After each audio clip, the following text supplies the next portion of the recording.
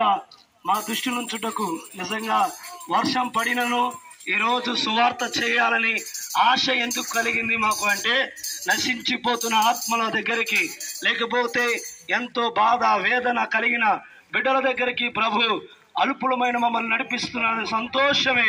మేమందరము ఎక్కడెక్కడ వారము, కానీ మీ గ్రామాన్ని ప్రేమించి మా వలె సంతోషముగా మీరందరూ ఉండాలని సువర్తమానమును మీ దగ్గర తీసుకొని వచ్చాం.